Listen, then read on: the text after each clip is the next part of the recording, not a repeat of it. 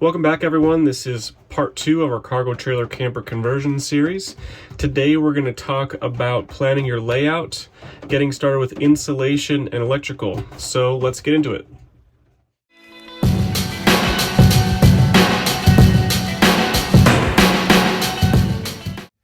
So the first question to ask when you're planning a cargo trailer conversion really is what size trailer to get. And the answer to that question is it depends. It depends on quite a few things.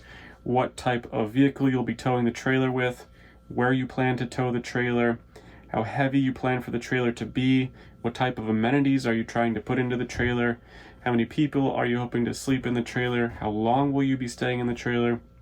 So when considering these variables, for us, the 6x12 option was really attractive, not only because of the size and the ease of towability, but also where we were going to be taking the trailer. So looking back at it, there was a 7x12 option. I may have gone with the 7x12 just to gain a little bit more width. The only difference that would have done is it would have extended the frame out over the wheel wells, whereas the 6x12 model that we have here, the wheel well is on the exterior of that 6x12 frame. So overall same width as the 7x12 model, but we have just a little bit less inside here.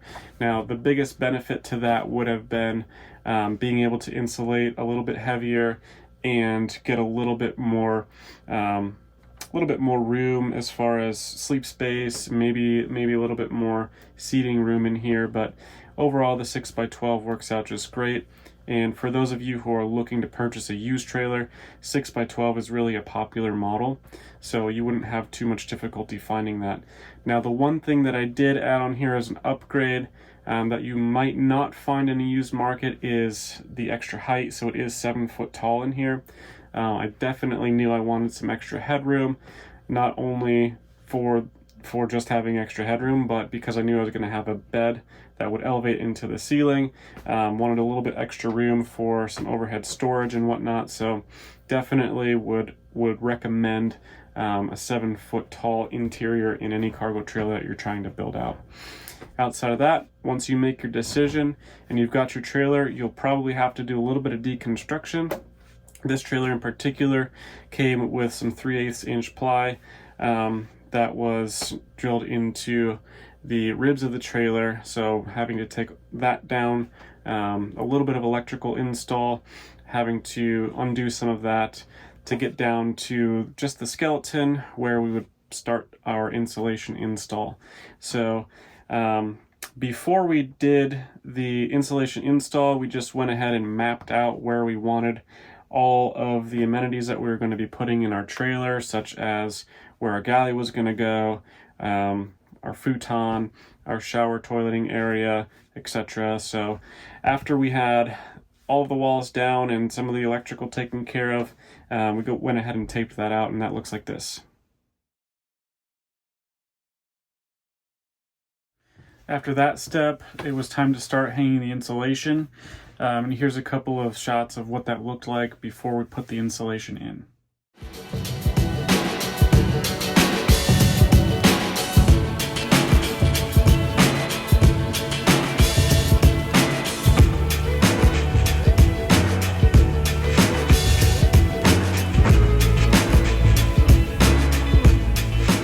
Now, there's a few things to consider when you're deciding what type of insulation to install.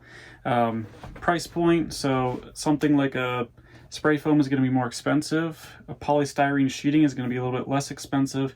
And then wool or a loose cellulose will be your most inexpensive option. Now, with that, also you want to consider the R value, and that's going to grade the type of insulation on how well it insulates. Spray foam carries a higher R value.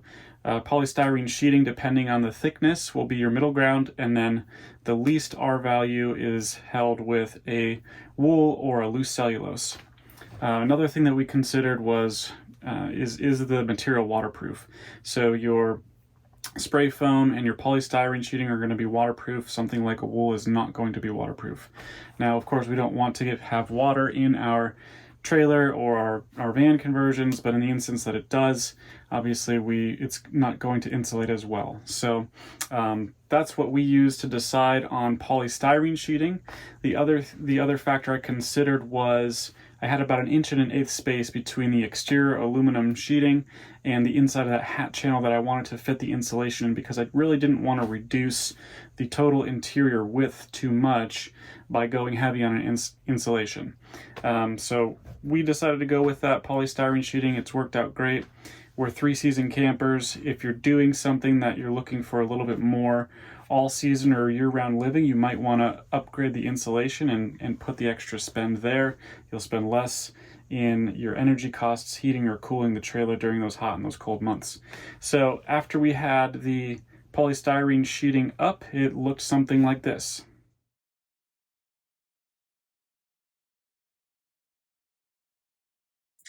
I noticed in the last photo there are some wood structure in the ceiling. That was left from the manufacturer to anchor in the 3/8 sheet that they had from the dealer. Now, once I had taken that down, it was also useful to hold up the insulation in the ceiling to anchor some of our electrical wiring to, and then when it was time for finishing, it was great to anchor the shiplap paneling to. So just consider how you are going to anchor your finishing, if you need to make room or anchor any lighting in your ceiling, that you need to have some structure in there before you move on to that next phase. So that pretty much wrapped up our insulation phase, and it's time to move into the electrical. I did do some of the electrical while I was doing the insulation, just to make sure I can tuck wires into some tight spaces and keep them protected. And I will go through how we have our electrical system set up, what I planned for, where we strategically placed some lighting and some receptacles. So let's get into that. Okay, let's get started with our electrical closet here. So I'm going to leave the solar components out of this, and we're strictly going to speak about our panel here in our AC circuits. So here I do have a 30 amp panel. This is fed by a 10 gauge coming in from our shore power, where I would hook up to shore power or utilize a generator in circumstances where my load on the circuit is just too much for the solar to compensate for. So in this setup, the shore power feeds the bus, and that gets its own breaker here, and I do have a 30 amp breaker on that. Then I have 2 circuits for receipts and for lights, and then this final 30 amp breaker is for the AC circuit. From there, this is going to lead out to a GFCI receptacle. Definitely important to have a GFCI receptacle pretty early on in your circuit to protect against any kind of surges that your circuit might experience, and protect any of those appliances that you might have plugged in at that time. So pretty simple, really. You're going to want to supply power to your panel. Make sure you have the appropriate breaker, and then provide electricity from your panel out to your receptacles and your switches. So I'll show you what that looks like here. Okay, so starting here at the first stop on our circuit, we've got our GFCI, like I mentioned. I've taken power supply of that to feed this switch, which controls our lights. We've got 2 LED lights here above as soon as you enter into the trailer, as well as our overhead light for the sink kitchen area. Those come off of this switch here, which also control the LED for our shower bathroom area. Important that we had a switch over by the kitchen and the bathroom, just to make sure that we can control those lights independently versus having everything here on this one switch. So from the GFCI here, we follow this down to another receptacle that we've got towards the end of the trailer. Just nice to have another receptacle somewhere else easily accessible. That powers this switch here, which is a dimmable switch for our LED lights that I installed in the walls in the back of the trailer.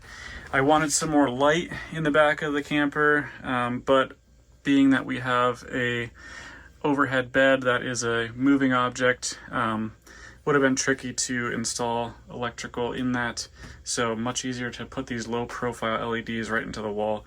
These things are great. They don't use up a lot of power. You can change the color of the light as well, so you can go from like a soft white, bright white, daylight. They're pretty easy to change, and I wanted to have it on that dimmer so that at night we weren't blinded by the light, and we definitely have the option of having it brighter or more dim. So coming over back to the galley area, different circuit from that GFCI. We've got just a receptacle, kind of like our charge station here with the USB. This is our hub for charging our electronics, computers, cell phones. If we're on shore power, it's easy for us to use a toaster or Keurig. And then below that, we have a receptacle for our refrigerator. This is just an AC refrigerator.